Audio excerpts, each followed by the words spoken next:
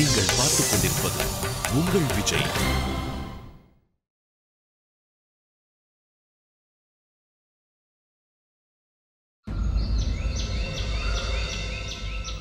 இந்த மாதிரி ரொம்ப யோசிக்காதீங்க டாக்டர் சார். உங்களை மாதிரி வெள்ளை கோட்டு போட்டவங்களுக்கு என்ன மாதிரி காக்கி சட்டை போட்டவங்க உதவி என்னைக்கும் தேவை. அதுவும் இல்லாம இது என்னோட வீட்டு கேஸ் வேற. படிச்சவங்களுக்கு புரிய வைக்க வேண்டிய அவசியம் இல்லை. இந்த எஸ்எஸ் பிரேமானந்தோட பவர் உங்களுக்கு தெரியாமலா இருக்கும். ஆனா எஸ்எஸ்பி சார் நாளைக்கு இந்த பொய் ஒருவேளை வெளியே வந்துருச்சுன்னா? டாக்டர், ஒருவேளை பொய் நாளைக்கு வெளியாச்சுன்னா என்ன பண்றதுன்னு நான் பாத்துக்கிறேன். இன்னைக்கு உண்மை வெளியே வராம நீங்க பாத்துக்கோங்க. இதனால உங்களுக்கு ஒன்றும் பாதிப்பு இல்லையே. நீங்க பண்ண வேண்டியதெல்லாம் ஒன்னே ஒண்ணுதான்.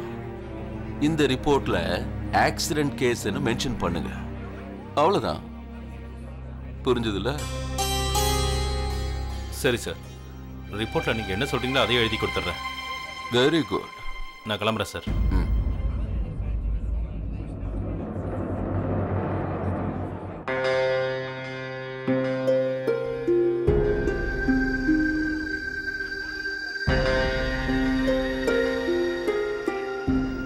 உங்க அப்பா எங்க?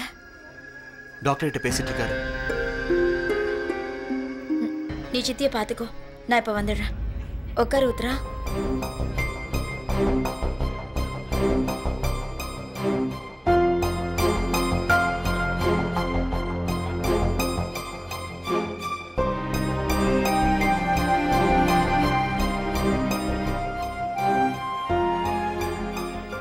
ரிஷி எப்படி இருக்கா? டாக்டர் ட்ரீட்மெண்ட் பண்ணிட்டு இருக்காரு. ஆனா எனக்கு என்னவோ பழைக்க மாட்டான்னு தான் தோணுது. என்ன? ஒருவேளை ரிஷி செத்துட்டான்னா நம்ம உத்தரா ஜெயிலுக்கு போக வேண்டியிருக்கும். என்ன சொல்றீங்க நீங்க? நீங்க இருக்கும்போது எப்படி அந்த மாதிரி நடக்கும்? அவன் மேல எந்த தப்பும் இல்லைன்னு உங்களுக்கு நல்லாவே தெரியுமே. இங்க பாருமா, என்னால முடிஞ்ச வரைக்கும் முயற்சி பண்ணிட்டு இருக்கேன். டாக்டருக்கும் சொல்லி புரிய வச்சுட்டேன். எஃப்ஐஆரையும் போட விடாம பண்ணிட்டேன். ஒருவேளை இது சம்பந்தமா யாராவது புகார் கொடுத்துட்டா அதுக்கும் நாம தயாரா இருக்கணும். அதெல்லாம் தெரியாதுங்க. எனக்கு வேண்டியதெல்லாம் ஒண்ணுதான். என் தங்கச்சிக்கு எதுவும் ஆகக்கூடாது. சரி, உத்ரா இப்ப எப்படி இருக்கா? ஒருவேளை போலீஸ்காரங்க அவகிட்ட வந்து வாக்குமூலம் கேட்டா வளராம இருப்பால? அவ நிலைமை ரொம்ப மோசமா இருக்குங்க. அவ ஒருவேளை ஏடாகுடமா ஏதாவது வளரிட்டான்னா அப்புறம் பிரச்சனை ஆயிடுமே. அவகிட்ட வாக்குமூலம் வாங்க விடாம பண்ணணும். எங்க டிபார்ட்மெண்ட் ஆளுங்க அவளை நெருங்காம பாத்துக்கணும். இப்ப என்னங்க பண்றது? ஏதாவது சாப்பிடுறீங்களா சித்தி? நான் போய் இதை வாங்கிட்டு வா. தம்பி, மிஸ்ஸஸ் ரிஷி இவங்க தானே? ஆமா. இவங்க கிட்ட வாக்குமூலம் வாங்கணும். சார், இவங்களுக்கு உடம்பு சரியில்லை. நீங்க வாக்குமூலம் அப்புறம் வாங்கிக்கோங்களேன். நாங்க இங்கிருந்து எங்கேயும் போக மாட்டோம் சார். சரி, இப்போ நாங்க வாக்குமூலம் வாங்கியே ஆகணும். ப்ளீஸ் கோஆபரேட் பண்ணுங்க. மேடம், என் கூட கொஞ்சம் வாங்க. உத்ரா எங்க? என் கூட தான் வந்தா. ஆதி இப்ப கூட இருக்கான்.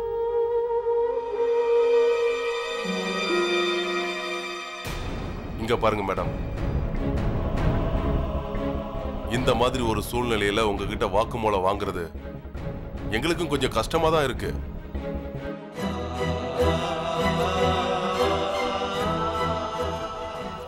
ஆனா என்ன பண்றது, எங்க கடமையை நாங்க செஞ்சுதானே ஆகணும்.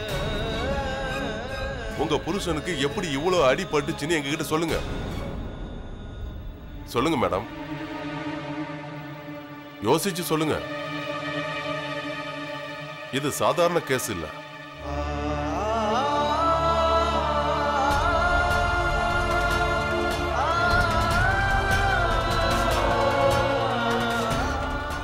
நான் சொல்றேன் உண்மைய. நான் சொல்றேன்.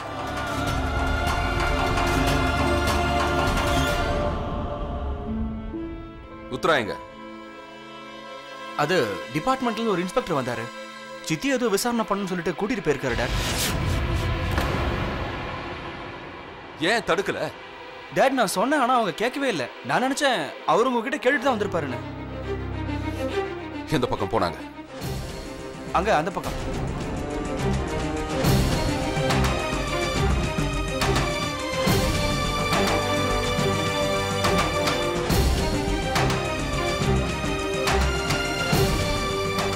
சொல்லுங்க, நீங்க என்னமோ சொல்ல வந்தீங்களே. சொல்லுங்க. ரிஷி கந்தாடி.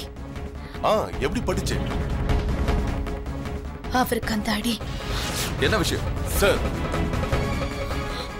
அவர் கந்தோடு. இன்ஸ்பெக்டர், உனக்கு அவ்வளவு தைரியம் வந்துருச்சா? என்னோட பெர்மிஷன் இல்லாம எஃப்ஐஆர் போட பாக்குறியா நீ? உன்னை தண்ணி இல்லாத காட்டுக்கு டிரான்ஸ்பர் பண்ணவா? அவ குழப்பமான நிலையில இருக்கிறது உன் கண்ணுக்கு தெரியல?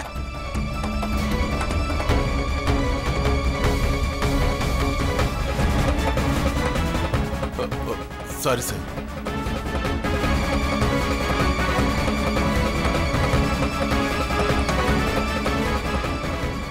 நான் உன்னை கூப்பிடுற வரைக்கும் நீ இங்க வராத. இப்ப கிளம்பு. Okay sir.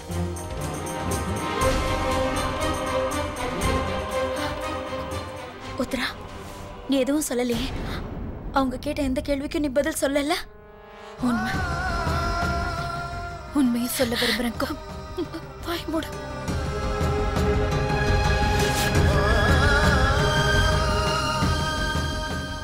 உன் தங்கச்சிக்கு சொல்லி புரியவை. இவ வாயை திறக்காம இருக்கிறது தான் எல்லாருக்குமே நல்லது.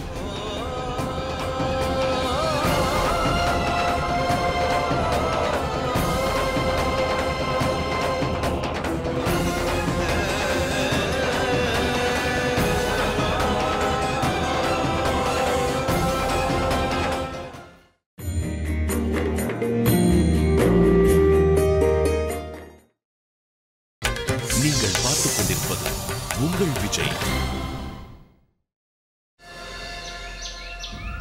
சமையல் கட்டெல்லாம் எப்படி இருக்கு பாத்தியா? இந்த ஹாஸ்பிட்டல் பிரச்சனையால சுத்தம் பண்ணவே முடியல. வித்யா, எனக்கு அந்த உருளைக்கிழங்கு கொஞ்சம் எடுத்து கூட.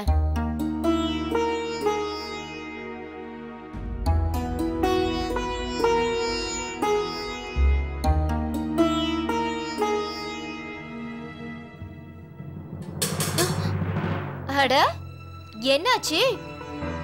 எதை பத்தி அப்படி யோசிச்சுட்டு இருக்க? நான் எதை பத்தியும் யோசிக்கல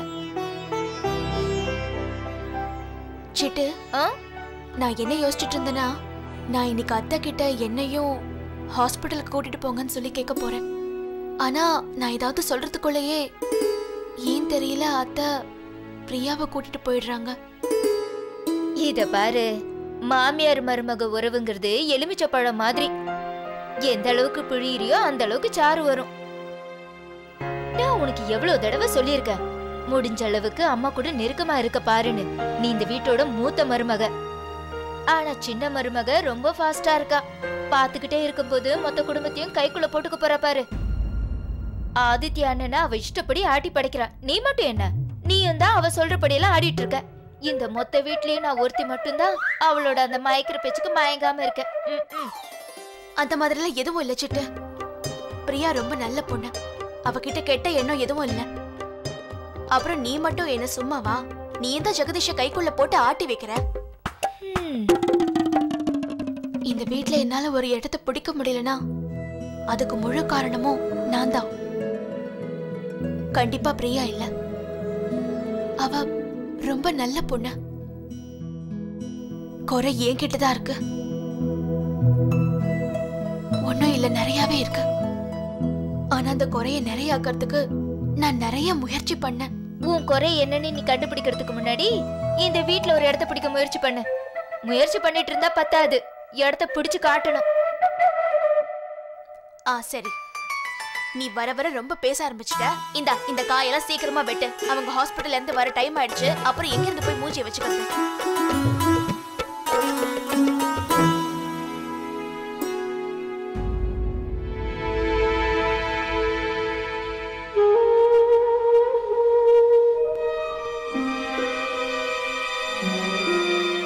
சிஸ்டர் என்னாச்சு? Doctor sir. டாட் என்னாச்சு? தெரியல. டாட் டாக்டர் என்னாச்சு? டாக்டர் சார், எதுக்காக இப்படி ஓடுறீங்க? அவனுக்கு என்ன ஆச்சுன்னு சொல்லுங்க. சார், பேஷண்டோட பல்ஸ் ரேட் குறைஞ்சிக்கிட்டே வருது. அதோட அவரோட பிளட் பிரஷரும் குறைஞ்சிட்டு இருக்கு. தயவு செஞ்சு எங்களை டிஸ்டர்ப் பண்ணாம இங்க வேலையை பார்க்க விடுங்க. அட என்னாச்சு?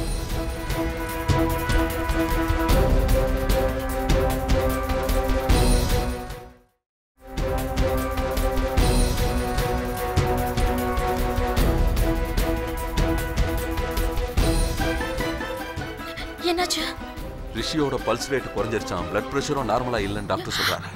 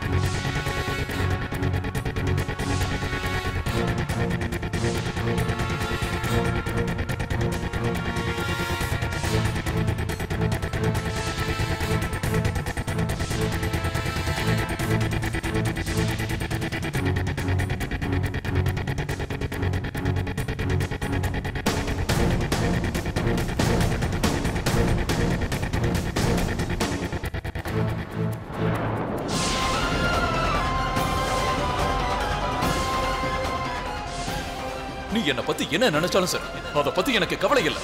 நீ ஒரு ராத்திரிக்கு அவங்கிட்ட போய் ஆகணும்.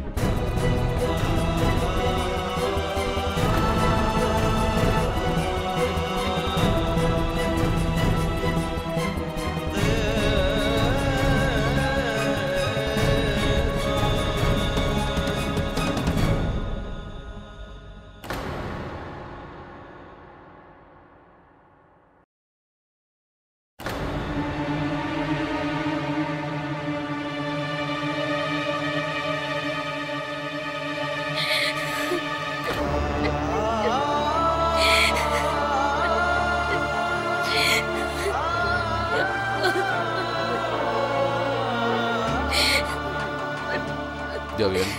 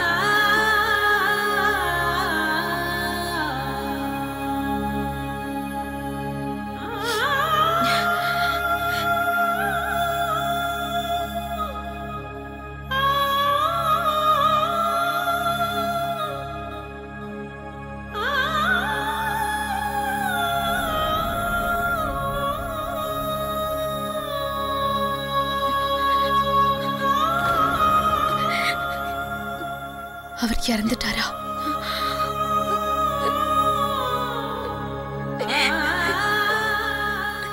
நான் தான் அவரை கொன்னேன்.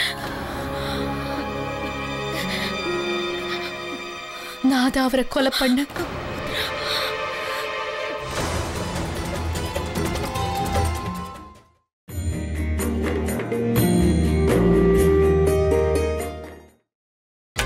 நீங்கள் பார்த்துக் கொண்டிருப்பது உங்கள் விஜய்.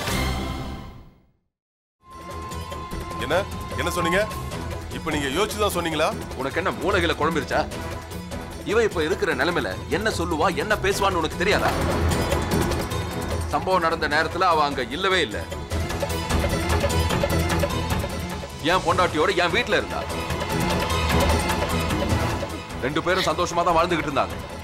சும்மா கொஞ்ச நாள் இருக்கட்டுமேன்னு என் வீட்டுல விட்டுட்டு போனான். அதுவும் இல்லாம சம்பவம் நடந்த அன்னைக்கு ரிஷி ரொம்ப ஓவரா குடிச்சிருந்திருக்கான். ஆக்சிடென்ட் ஆயிருக்கு. நானும் அதைத்தான் சார் நினைச்சிட்டு இருந்தேன். ஆனா மேடம் ஏன் இப்படி சொன்னாங்க? இவ்வளவு சின்ன வயசுல ஒருத்தியோட புருஷன் ஆக்சிடென்ட்ல இறந்து போயிட்டா அவ மன உளைச்சல்ல இப்படி உளராம என்ன பண்ணுவான்? நாளைக்கு நம்ம பொண்டாட்டிக்கு இப்படி ஒரு நிலைமை வந்தாலும் அவங்களும் இப்படிதான் உளறிக்கிட்டு இருப்பாங்க.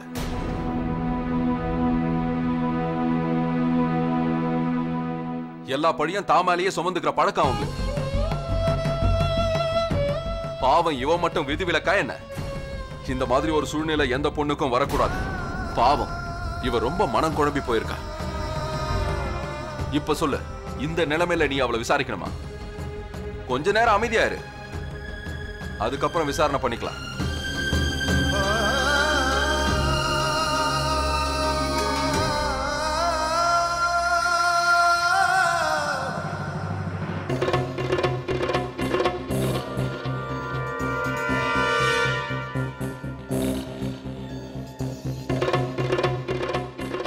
ஏங்க என்ன பேச விடல? ஏன் போய் சொல்றீங்க? உண்மை இதுதானக்கா. நான் தான் அவரை சாவடிச்சேன். இந்த தண்டனை ஏத்துக்கிறதுக்கு நான் தயாரா இருக்கேன். இதான் உண்மை. நான் தான் அவரை கொன்னு. நான் தான் அவரை கொன்னது. போது நிறுத்து உத்ரா, பேசாத. இதை யாராவது கேட்டாங்கன்னா அப்புறம் பெரிய பிரச்சனையாடும் உத்ரா. ரிஷி பண்ண தப்பு யாருக்கும் தெரியாத. அவன் உன்னை சித்திரவதைப்படுத்தினது இவங்க நம்பவே மாட்டாங்க உத்ரா. நீங்க சந்தோஷமா இருக்கீங்கன்னு தான் எல்லாருமே நினைச்சிட்டு இருந்தாங்க.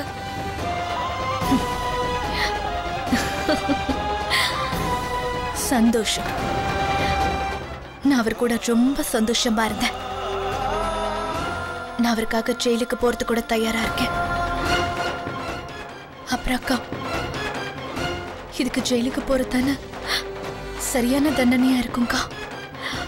ஒரு ஜெயில இருந்து வெளியே வந்து இன்னொரு ஜெயிலுக்குள்ள போறேன். இதுல என்னக்கா வித்தியாசம் இருக்க போகுது? வித்தியாசம் இருக்கு உத்ரா, வித்தியாசம் இருக்கு. உனக்கு வித்தியாசம் இல்லாம இருக்கலாம், ஆனா எங்க எல்லாருக்கும் வித்தியாசமா படுது. என்ன எங்க எல்லாருக்கும் நீ ரொம்ப முக்கியம்.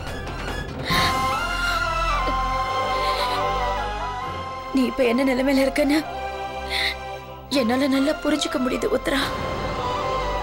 உன்னையே நீ சமாதானப்படுத்திக்கணும். அமைதியாயிரு உத்ரா, அமைதியாயிரு. உனக்காக இல்லைனாலும் உன் பொண்ணு தாராக்காக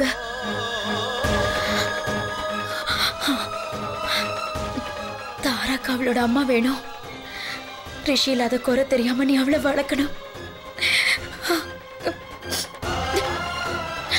உன்னை நீயே சமாதானப்படுத்திக்கோ. இப்ப நீ எந்த முடிவு எடுத்தாலும் நல்லா யோசிச்சு முடிவெடு. நான் சொல்றது புரியுதுல்ல? உனக்கு புரியுதுல்ல? இப்ப நீ எடுக்க வேண்டிய முடிவை நல்லா யோசிச்சுதான் எடுக்கணும்.